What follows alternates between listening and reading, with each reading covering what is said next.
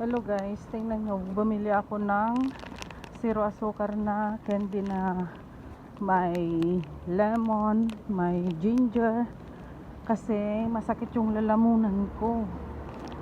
Ayan, onyoro to guys. Ang kati kasi ng lalamunan ko, kaya bumili ako ng isa.